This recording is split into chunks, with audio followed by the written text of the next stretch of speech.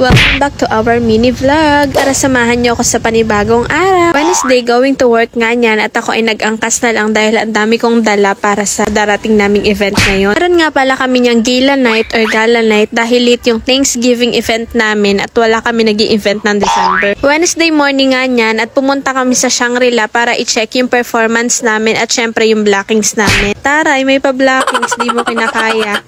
Tuwang-tuwa nga kami niyan at magkakaroon kami ng practice at sayang din naman yung prize ha, wag ka. Dahil group 1 kami, syempre bida-bida kami at kami yung una nag-practice at pagtingin namin dun sa mismong event area, naka-ready na siya para sa mismong gabi niyan. Simple and elegant nga lang ang mismong event area namin at maganda na rin siya. Uy, syempre sa Toro Farm yan. Uy, hindi, sa Shangri-La yan ate. Dito nga pala ang event place namin sa Shangri-La Makati. Bali malapit lang to sa amin dahil Magallanes kami at nagsakay lang din kami ng shuttle ng mismong company papunta dito. Hindi nga namin alam na by 10 minutes pa lang practice each group at medyo matagal-tagal na rin kami nakapractice. Kaya kaming tatlo dito, nagpractice na lang kami para sa segment namin. Husay nga ang pagpapractice namin dyan dahil after office namin nagpapractice din kami dyan. Aba, ang hirap na kapag natalo ha. Tapos yung mga kasama ko pa, lalo na ako, ay mga masyadong competitive. Talagang ayaw patalo. Ba kahit sino naman gugustuhin manalo at yun ay 10 digits. Huy, grabe. After nga namin magpractice nyan, tiningnan namin yung holding area at dito sa event area, aba may nagpapractice na rin. Ito yung kalaban namin at department sila ng sales. At kami naman mga technical ganyan, so bali grouping. After nun nga nyan, before lunch, bali 1 hour lang kami dun, ay umalik na rin kami ng office nyan dahil meron pa kami syempre trabaho, stage ko. Maganda nga ang panahon yan, hindi naman sobrang init at syempre hindi rin naman uulan kaya medyo maganda-ganda ang panahon at hindi rin gaano traffic. After office nga namin yan, mga 3 PM ay nag-out na kami at syempre makeup time. Sa department pala naming mga technical, 4 pala kaming babae. Pero usually, 3 lang kaming nag-aayos ng muka at syempre medyo girly-girly, ganyan. Hoy, alam nyo ba, share ko lang sa inyo, kapag may mga gantong event akong pinupuntahan o may mga party, never talaga ako nagpapa-makeup. Pero na lang kung lumalaban ako ng pageant o kaya may nilalabanan akong muse, ganyan. Pero kapag ganitong office, talagang ako lang nagbi-makeup sa sarili ko kasi nga, mas gugustuhin ko yung sarili ko make-upan kesa yung makeup ng iba kasi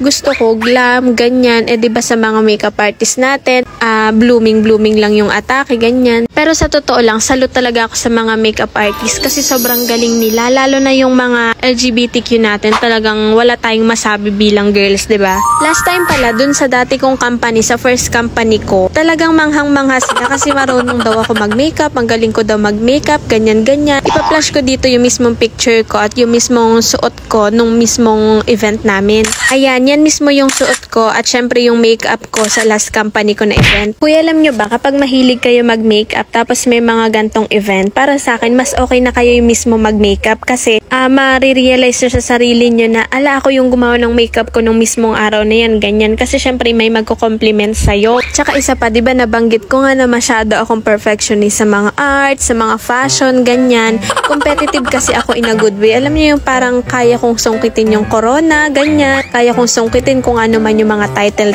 ganyan. Kaya para sa akin, parang gusto kong ipakita yung mismong best ko, yung mismong suot ko, mga ganong atake ate, Diyos ko. Pangarap ko talaga magsasali-sali sa mga pageant, ganyan. Kaso nga lang, ayaw na ni mama, te. Diyos ko naman, sabi ko man din kay mama. Minsan na lang yung mga ganyan, maandaming opportunities. Eh kaso nga, syempre, kailangan na rin natin kumita ng pera, ganyan. Pero malay nyo naman, sa susunod-sunod dyan, babalik ulit tayo. Lalo na't magpe-fiesta mismo sa bayan namin sa Bansud. At syempre, alam nyo naman, mga pangmalakasang mutya ng Bansud. Kasali sana ako dyan kaso nung mga nakaraang taon ay hindi natuloy ate, Diyos ko, pambihira. Sana naman sa sunod tayo bumalik sa mga gusto natin at sa mga hilig natin. At ayun na nga, syempre, inayos ko na dyan yung mukha ko, nilagyan ko na ng mga anek-anek, ganyan. At nagalagay na rin ako dyan ng false system. Huy, alam nyo ba, hindi rin ako dati marunong mag-makeup noon. Syempre, dahil gusto natin at talagang will natin yan, syempre, inaral ko rin siya. Isa yan sa mga natutunan ko yung maglagay ng falsies o false lashes. Akaso nga lang, ang hindi ko kaya yung maglagay ng contact lens. Yan yung gusto kong aralin ko. Balang araw na masanay matuto tayo, no? Bali, nag-start nga kami dyan mag-makeup ay 3 PM at tatapos na kami ng 5 PM. Tama, medyo mahaba-haba yung oras, Diyos ko. At ang kasama kasama ko nga dyan ay dalawa kong ka-work. Nagpalagay din sila sa akin ng false lashes kaya tumagal. At ayan nga, pagkatapos natin mag-makeup, lipstick na lang at purple na. Uy! Pagkatapos nga niyan ay nagbihis na rin kami at sumakay sa shuttle ng company papunta dito sa Shangri-La. At syempre, ayan, for the selfie time, for the pagandahan time, yan na naman tayo, ganda-gandahan ng eksena. Uy! Nag-sign nga lang ako sa mismong name ko niyan at binigyan kami ng gift. Pagkababa nga namin ng bag mismo sa holding area ay dumiretso muna ako ng comfort room at nilagay ko yung gloves ko kasi hindi kasi bagay dun sa mismong black bag ko kaya nilagay ko yung gloves. At charan, yan pala yung mismong suot natin sa Gila Night event namin. Yan yung flower na ginawa ko sa mismong top at leaves. Diba maganda siya? At naglagay na rin ako dyan ng dalawang capes sa side ko para maganda yung angle niya. At yan pala yung mismong hairstyle natin at mismong outfit natin sa mismong event. Ano sa tingin nyo? Okay ba? Syempre, hindi mawawala ang pag-picture natin at pag-posing sa mismong photoshoot area. Hoy, alam nyo ba, inaasar-asar pa ako dyan nila sir kasi nga, ang red carpet namin mismo, black and red yung motif niya. So, syempre, meron kaming pa-picture taking sa red carpet. Ang iniisip nila, ay pangit kapag nag-red ka ganyan kasi kakulay mo na yung red carpet. Pero te, Diyos ko, karamihan sa kanila naka-black. Alam niyo yung nag-stan yung red ko, kaya feeling ko sa sarili ko, ay mananalo to ganyan. Sobrang OA. At ayan nga yung final touch ng outfit natin sa mismong Gila Night. Huy, alam nyo ba, may nag-compliment sa akin, you look like stunning, ganyan, ang ganda mo, sabi ng mga sir. Huy, grabe. Tapos, ang sabi pala ng CEO namin, oh, you're so gorgeous, you look like an Indian. Syempre, Indiano kasi siya, kaya tingin niya mukhang Indiano kasi meron akong anik-anik sa noo. Kung yung iba mahilig sa minimalist, ako naman mahilig sa maximalist pagdating sa mga fashion. Maximalist kasi gusto ko, hindi siya over decor, pero parang tingin ko highlight siya ganyan. O siya ito, pasulyap muna at sayang naman ang aking suot.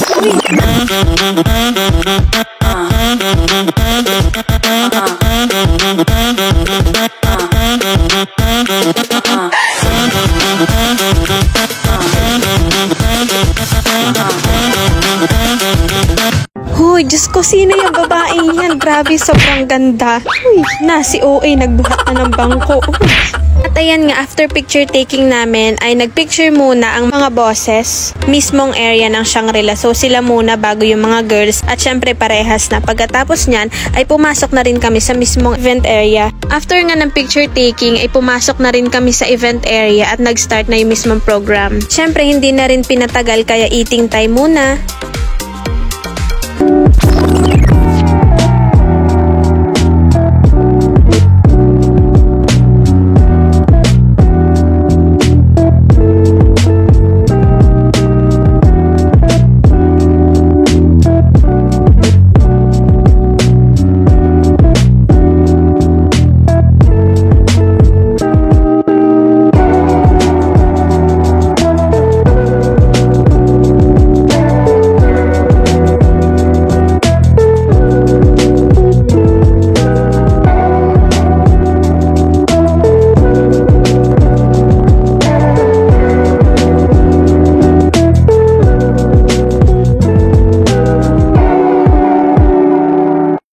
Lang ang kinuha ko niya na food dahil alam niyo naman kapag naka-gown syempre lalaki yung tiyante kaya umalik na lang ako para kumuha ulit. Pagkatapos ko nga kumain yan dahil konti lang yung nakain ko ay dumiretso ulit ako ng CR para mag-lipstick kasi kapag kumakain kasi akong bilis maubos ng lipstick sa akin kaya magmumuka tayong pale.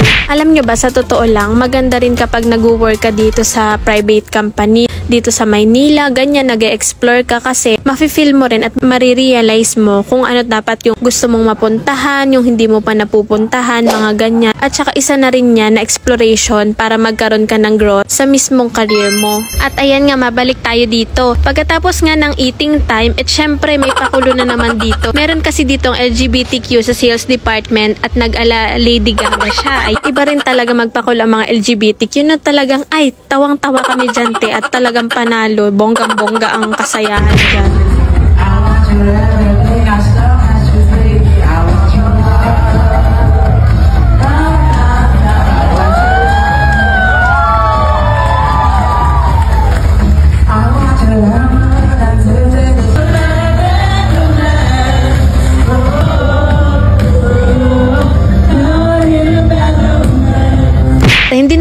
nagpatalo dyan, nakisaya-saya tayo dyan, nakikanta-kanta kasi ang pangalan niya sa umaga Anthony, ang pangalan niya sa gabi Chloe, tama, panalo. Pagkatapos nga na mismong intermission niya dyan ay nag-start na rin ang program, bali nagsalita na rin dyan yung mga boss, ganyan, nagbigay na ng alak, Diyos ko, umpisa pala ang paano gatayan nito makakasayaw.